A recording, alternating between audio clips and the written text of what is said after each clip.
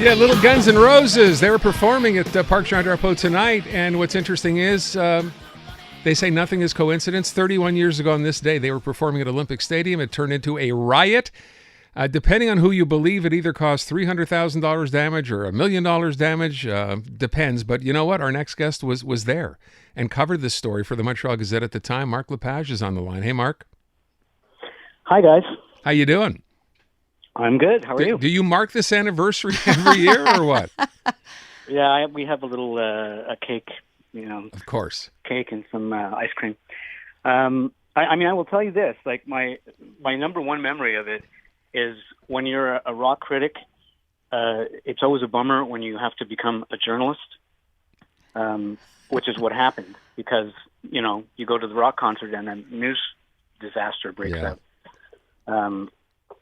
So yeah, I it's funny because they played a 25th anniversary show at Jean Drapeau just around this time as well. It's so weird. So there's a deliberateness. There's something deliberate about the timing. And Metallica's in town this week too. They're playing 2 shows on Friday and Sunday at the Olympic Stadium. Coincidence? Again. Yeah, it's not a coincidence, is it? Well, there's one thing that Guns N' Roses will never do is play the Olympic Stadium because they're banned for life. Oh, there you go. In all honesty, like when you look back at this, the tour, was kind of snake bitten from the get go. I mean, I remember, I think in my review of that night, I said they said the show would never happen, and yeah, they were right. But there were 3 bands on that bill, right? There was an opening band called Faith No More. Oh my gosh, I forgot that. And they didn't like Guns N' Roses, and Guns N' Roses didn't like them. So that's not a really good start for a show. And this also, the Big O Riot was not incident 1 on that tour. I don't think it was incident 3. Everywhere they went, there was something that happened. How probably didn't have to be. I'm just wondering how much Metallica had to do with any of this. Obviously, what happened to James Hetfield with the explosion, that was serious, but. Was this all Guns N' Roses in your memory of this? There was a confluence of things. Metallica bears no blame for this at all. I guess it's an hour into the show or so, and people are expecting, the 4 horsemen, and they get the apocalypse because he's burned. But and the show stopped. But Metallica, I forget the exact wording, but they told the fans, "We're really sorry. James is injured. We'll be back to make up these dates," which they did do the following winter. They came back.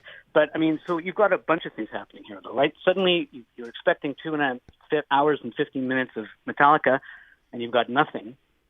And there's no iPhones, so nobody really knows what the heck is going on. And now you have 54,000 hard rock and heavy metal fans with nothing to do for 2 hours and 15 minutes. Uh-oh. Because Guns N' Roses wasn't going to come on, 10 minutes after Metallica ended. Now, I'd say this, when you're a band and you're a headliner, you're expecting to go on at a certain time, and Guns N' Roses wasn't going to play at 8 o'clock when they scheduled to play at 9:30. But it was a 2 hour and 15-minute delay. And we can rest assured that Donald K. Donald, the promoter, moved the spheres to try to get those guys on stage. Oh, for sure. And they didn't do it. Somebody else might have stepped up and, taken, turned what was turning into a bad night into a good one, but that wasn't what that band was going to do. Let me ask you, do you remember, though, in that 2 hour plus break, was it already getting kind of scary on the floor? Were people actually, starting to get a little antsy, or were they just sitting there minding their own business waiting for Guns N' Roses? After about an hour, people were pretty annoyed. Okay. I don't think they served alcohol that night, which isn't the same as saying there was no alcohol. Maybe a wine was smuggled in.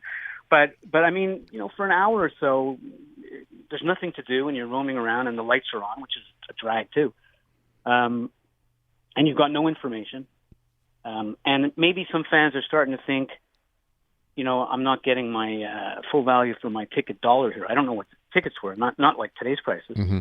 But again, if Guns N' Roses comes on after 90 minutes and they pummel everybody and all the way to Paradise City. Nobody's going home unhappy. They're bummed that they missed Metallica, but they're still hearing a lot of music. 2 hours and 15 minutes, and then they come on stage, and then he pulls the plug and is gone, saying something like, you're not going to see us for a while. I mean, how angry do you have to be when you burn your own clothes? Yeah.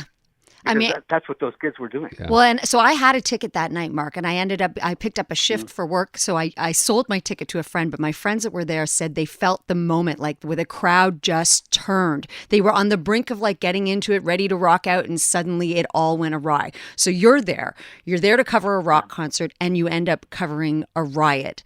What's the takeaway? Like that turning moment, how they really have people in the palms of their hands somehow?